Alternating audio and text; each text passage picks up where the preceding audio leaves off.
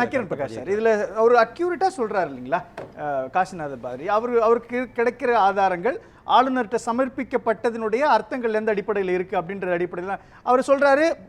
மதுவிலக்கில் வந்து ஒரு 10 ரூபாய் எக்ஸ்ட்ரா வாங்குறாங்க அப்படின்றப்போ அதில் ஊழல் நடந்திருக்குது அப்படின்னு ஒவ்வொரு பிரிவாக சொல்கிறாங்க. ஆகாஷ் பாஸ்கரன்லேருந்து நிறைய பேர் சொல்கிறாங்க இல்லையா. ஆதாரங்களின் அடிப்படையில் தான் வைக்கப்படுகின்ற குற்றச்சாட்டா இது, அல்லது அரசியல் பொலிட்டிக்கல் வெண்டேட்டாவா இது? சார், இப்போ நீங்கள் கர்நாடகாவில் வந்து கவர்னர்கிட்ட கொடுத்ததா சொல்லப்படக்கூடிய 40% ஊழல், அது வந்து டாக்குமெண்டட் கரப்ஷன் லிஸ்ட்டு, ரைட்டுங்களா? அதுக்கப்புறம் வந்து லோக் ஆயுக்தான்ற ஒரு அமைப்பு வந்து பல விஷயங்களை வந்து அங்கே வெளியில் கொண்டு வந்துச்சு. பல எம்எல்ஏ எம்பிக்கள் வந்து அதுக்குள்ளே ரெய்டுக்குள்ளானாங்க. ஜெயலலிதா ஊழல்னா சர்க்காரியா கமிஷன் சொல்கிறாரு. ஊழலுக்கு சிறைக்கு போன ஒரே முதலமைச்சர் வந்து ஜெயலலிதா தான், ரைட்டா? ஜெயலலிதா சிறைக்கு போனாங்க, சசிகலா சிறைக்கு போனாங்க, தஞ்சாவூர்லேருந்து சசிகலா சிறைக்கு போனாங்க, ஜெயலலிதா சிறைக்கு போனாங்க, சுதாகரன் சிறைக்கு போனார், தினகரன் சிறைக்கு போகாமல் தப்பிச்சார், ரைட்டுங்களா? ஊழல்னா யார் அப்படின்றதுல வந்து உங்களுக்கு திமுக மேலே ஊழல் அலிகேஷன் தான். 2G சொல்கிறாரு, 2G அக்யூட்டல், ரைட்டுங்களா? 2G acquittal. உங்களுக்கு colour TV, TANSI, pleasant stay, coal, disproportionate அசர்ட் கேஸ், ரைட்டுங்களா? இந்த மாதிரி லிஸ்ட் பண்ணிக்கிட்டே போகலாம். இது எல்லாமே இது ஒரு நிமிஷம், இது எல்லாமே வந்து சுப்பிரமணியம் சாமியால் அந்த பீரியடில் முன்வைக்கப்பட்ட குற்றச்சாட்டுகள். ப்ளசன்ட் ஸ்டே உட்பட நாடொரும் நாடி முறை செய்யா மன்னவன் நாடொரும் நாடும் கெடும் சீனிவாசன் ஜட்ஜ்மெண்ட் இருக்குது, ரைட்டா? வழக்கறிஞர்களாக தான் இருக்கிறாங்க. சீனிவாசன் ஒரு பார்ப்பதற்கே தெய்வமாக தோற்றம் அளிக்கக்கூடிய ஒரு ஜட்ஜ் இருக்குது, சிவப்பா ஜட்ஜ்மெண்ட் இருக்குது. இல்லை, இதெல்லாம் கடந்த காலத்தினுடைய எல்லாமே நான் கேட்குறது. ஒரு ஏறக்குறைய இவ்வளவு அலிகேஷனை முன்வைக்கிறாங்க. 4 லட்சம் கோடி ரூபாய் அளவுக்கான ஊழல் திமுக ஆட்சியில், அதுவும் 4.5 ஆண்டுகளில் மட்டும் நடந்திருக்குது. ஒவ்வொரு துறையினுடைய அடிப்படையில் சொல்றாங்க. நகராட்சி நிர்வாகம் 64,000 கோடி, ஊரக வளர்ச்சித்துறை 60,000 கோடி, கனிம வளத்துறை 60,000 கோடி, எரிசக்தி துறை 55,000 கோடி, டாஸ்மார்க் 50,000 கோடி, பத்திரப்பதிவு 20,000 கோடி, இவ்வளவு பட்டியல் சொல்றாங்க இல்லையா? இது எல்லாமே வந்து இப்போ நடக்கக்கூடிய வாய்ப்பு இருக்குதா சார்? இது எல்லாத்துக்குமே ஊழல் நடக்கலாம் சார், நான் இல்லைன்னுலாம் சொல்லல சார். ஆனால் இதுக்கான கனெக்டட் டாக்குமெண்ட்டு என்ன கொடுத்தாரு? டிஎம்கே ஃபைல்ஸ்ன்னு ஒருத்தர், அண்ணாமலைன்னு ஒருத்தர் இவ்வளோ பெரிய பொட்டி எடுத்துன்னு போய் கொடுத்தாருங்க கவர்னர்கிட்ட. இதே கவர்னர்கிட்ட இவ்வளோ பெரிய பொட்டி கொடுத்தாரு. பிரச்சனை என்னென்னா, அண்ணாமலை பண்ண அலிகேஷன்ஸில் பலது இதில் ரிப்பீட் ஆகிருக்கு, ரைட்டுங்களா? அண்ணாமலை பண்ணதில் ரிப்பீட் ஆகிருக்கு.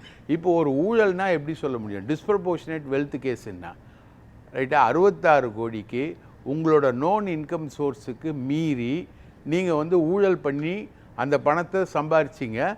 இதில் ஜட்ஜ்மெண்ட் என்னன்னா, இந்த மாதிரி ஜெயலலிதா ஊழல் பண்ணிக்கிட்டே போகிறாங்கன்னா இந்தியாவில் இருக்க அனைத்து கிராமங்களையும் அவங்க வாங்கிடலாம் அப்படின்னு சுப்ரீம் கோர்ட்டோட அப்சர்வேஷன் இருக்குது டிஸ்ப்ரப்போர்ஷனேட் வெல்த் கேஸில், ரைட்டுங்களா? ஒரு நிமிஷம், அந்த மாதிரி இருக்குது. ஜெயலலிதாவுக்கு எதிரான அப்சர்வேஷன்ஸ் வந்து சுப்ரீம் கோர்ட் ஜட்ஜில் சுப்ரீம் கோர்ட் ஜட்ஜே இருக்குது. ஆனால் அதுக்கப்புறம் அவங்க இறந்துட்டாங்க, போனாங்க, அதுக்கு விட்டாங்க அப்படின்றதெல்லாம் வேறு. ஆனால் சசிகலா கன்விக்ட் ஆகி 4 வருஷம் உட்காந்து ஜெயில் தண்டனை அனுபவிச்சு தான் வந்தாங்க, ரைட்டுங்களா? இந்த மாதிரி ஒரு ஊழல் அப்படின்னா அதுக்கு கனெக்டடான டாக்குமெண்ட்ஸ் இருக்கணும். சொல்றாரு காசிநாத பாரதி சொல்றது 2. முன்னாள் நிதியமைச்சராக இருந்த தற்பொழுது அமைச்சரவையில் இருக்கக்கூடிய ஒருவர் சொன்னக்கூடிய ஆடியோ விவகாரம், இன்னொன்று மதுரை, கோயம்புத்தூர் இந்த இடங்கள்லாம் நடந்த மேயர்கள் மீதான அலிகேஷன் ஃபார்ம். இன்னொன்று மதுரையில் அது பட்டவர்த்தனமாக வெளிப்பட்டது இல்லையா? இதெல்லாம் எடுத்துக்க முடியாத. இன்னொன்று விட்டுட்டீங்களே சார், எத்தனையோ விஓஓ 100 ரூபாய் லஞ்சம் வாங்கி மாட்டுறான், எத்தனையோ பத்திரப்பதிவு துறை அதிகாரி பாக்கெட்டில் 1000 ரூபாய் வச்சு மாட்டுறான். எவ்வளோ பேர் இருக்காங்க? நீங்கள் மதுரை மாநகராட்சி, நீங்கள் இவங்க பண்ண தப்பே என்னென்னா, திமுக அரசு பண்ண தப்பு என்னென்னா, வேலுமணின்னு ஒருத்தர், அவருடைய ஊழல்கள் வந்து அவ்வளோ பெரிய ஊழல்கள், அந்த ஊழல்களை எல்லாம் தனி நீதிமன்றம் போட்டு விசாரிக்கணும்னு சொன்னார் ஸ்டாலின். ஆனால் அதை பற்றி அவங்க கண்டுக்கவே இல்லை. அது மாதிரி நிறைய அதிமுக அரசோட ஊழல்கள், விஜயபாஸ்கரோட ஊழல்கள்லாம் கொரோனாவில் பேர் பெற்ற ஊழல். இன்றைக்கி சிஎம் செக்ரட்டரி ஒன்றா இருக்கிற உமாநாத் மேலேயே அலிகேஷன்ஸ் இருக்குது. இதே கார்த்திகேயன் இன்னைக்கு நகராட்சி நிர்வாகத்துறையுடைய ஐஏஎஸ் அதிகாரியாக இருக்கார், அவர் மேலே ஊழல் குற்றச்சாட்டுகள் உண்டு. இதெல்லாம் வந்து திமுக பர்சியூ பண்ணல. விஷயம் என்னன்னா அதில் எல்லாத்தையுமே கனெக்டட் டாக்குமெண்ட் இருக்குது, கனெக்டடான ஊழல் இருக்குது. சிங்கிள் இமெயிலிருந்து எல்லா டெண்டரும் கொடுக்கப்பட்டதாக வேலுமணி வழக்கில் ஆதாரபூர்வமான சாட்சியமும் இருக்கு. குறுக்கீடு பண்ணிக்கணும். இப்போ இந்த இடத்துல நீங்க சொல்ற மாதிரி கார்த்திகேயனோ அல்லது ராதாகிருஷ்ணன் மேல இருக்கு. ராதாகிருஷ்ணன் இல்ல சுகாதாரத்துறை செயலாளராக இருக்கும் பொழுது சொன்னாங்க விமர்சனம்.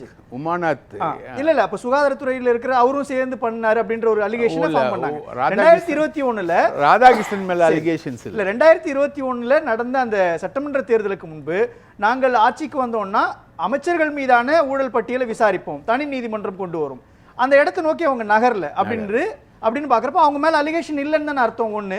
இன்னொன்னு, இவ்வளவு பட்டியலை வாசிச்சாங்க அப்படின்றப்போ அதற்கான முகாந்திரமா பிடிஆர் பழனிவேல் தியாகராஜனோட ஆடியோ, அதுக்கப்புறம் துறையை மாத்துறாங்க. சார், பிடிஆர் பழனிவேல் தியாகராஜனுடைய ஆடியோன்றது ஒரு சிங்கிள் இன்சிடென்ட்.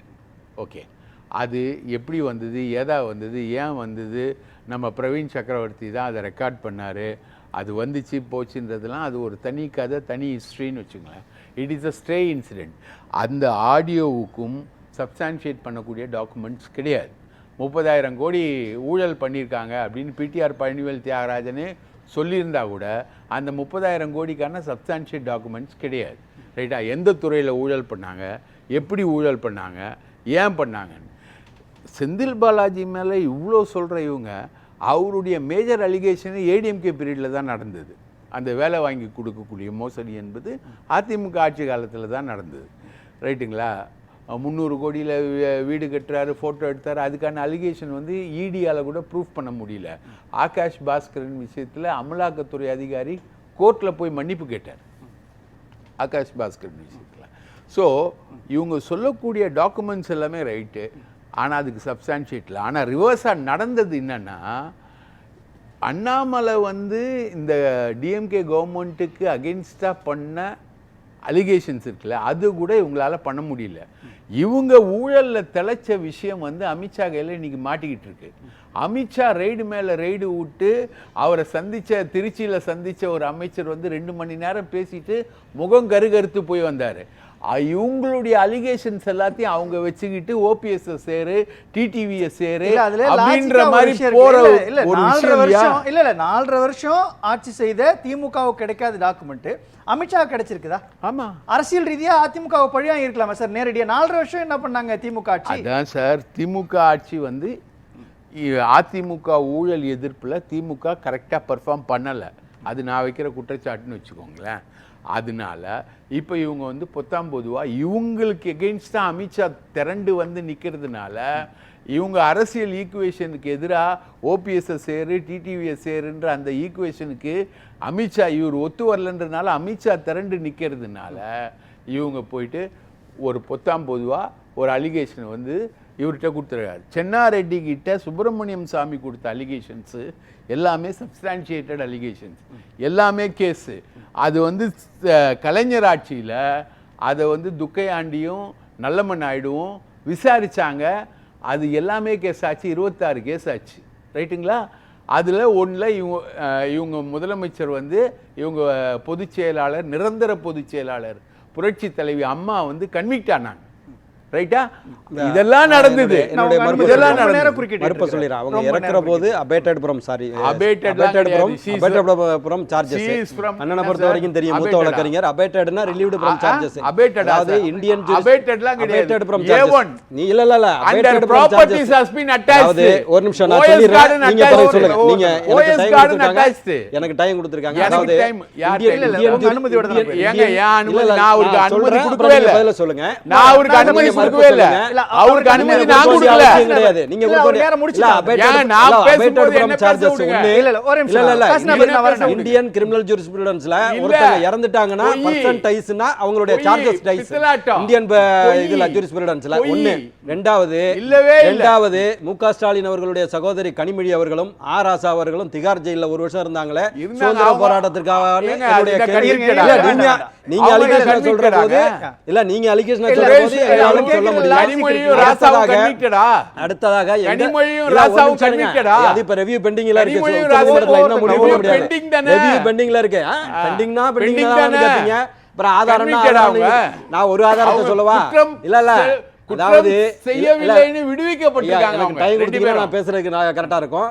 அதாவது செய்யவில்லைன்னா அவங்க விடுவிக்கப்பட்டிருக்காங்க. அவங்க கன்விக்டட் கிடையாது. அவர் சொல்றதுல நீங்க சொல்றது இல்ல அவர் சொல்றதுல லாஜிக்கா ஒரு புள்ளி இருக்கு. எனக்கு அமித்ஷாக்கு பயந்து இன்னைக்கு போய் கவர்னரை பார்த்து லிஸ்ட் கொடுத்திருக்காரு எடப்பாடி. நீங்க ஏன் அப்புறம் விசாகன் வழக்கு பிறகு ஓடுனீங்க டெல்லியை பார்க்க? சும்மா நீங்க வந்து பேசக்கூடாது. திமுக ஓடுறத பத்தி நான் சொல்லவே இல்ல. திமுக ஓடுறத பத்தி சொல்லல.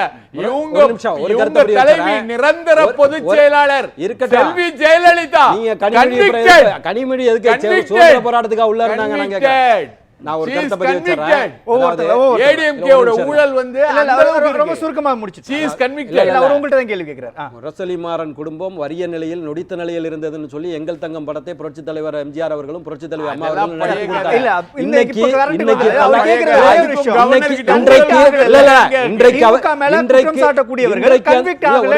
இன்றைக்கு அவர்கள் குடும்பத்திடம் இருக்கிற 10,000 கோடி ஆசியாவிலே பெரிய பணக்காரரா இருக்காங்கன்னா கோயம்பேட்டுல நடவடிக்கை எடுங்க.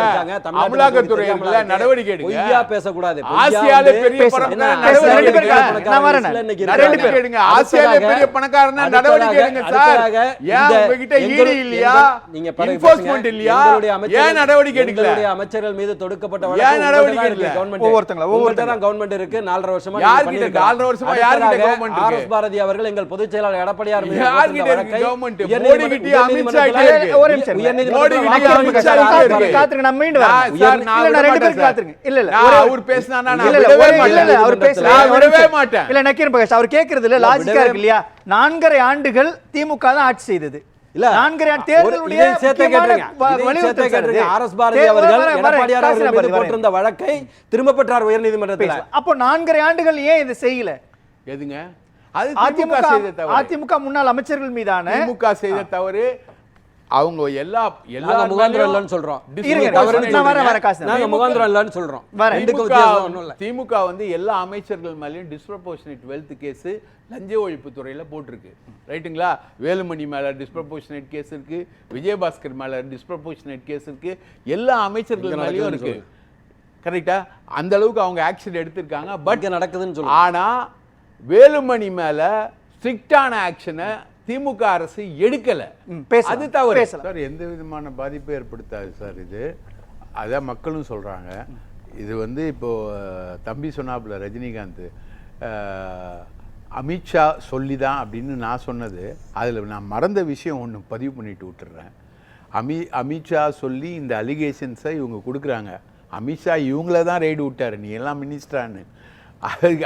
அதுக்கு கவுண்டராக இவங்க இந்த அலிகேஷன் கொடுக்குறாங்க. இதில் இன்னொரு இன்ஃபரன்ஸ் என்னன்னா அமித்ஷாவுடைய இன்ஸ்ட்ரக்ஷன்ஸ் தான். இதை வச்சு அமலாக்கத்துறை, சிபிஐ போன்ற ஏஜென்சிகள் இருக்கு இல்லையா, மத்திய அரசு ஏஜென்சிகள், அவங்க வந்து இந்த எலெக்ஷன் நேரத்தில் திமுக அமைச்சர்கள் மீது பாய போகிறாங்க. அதுக்கான முன்னுரை தான் இது. நன்றி.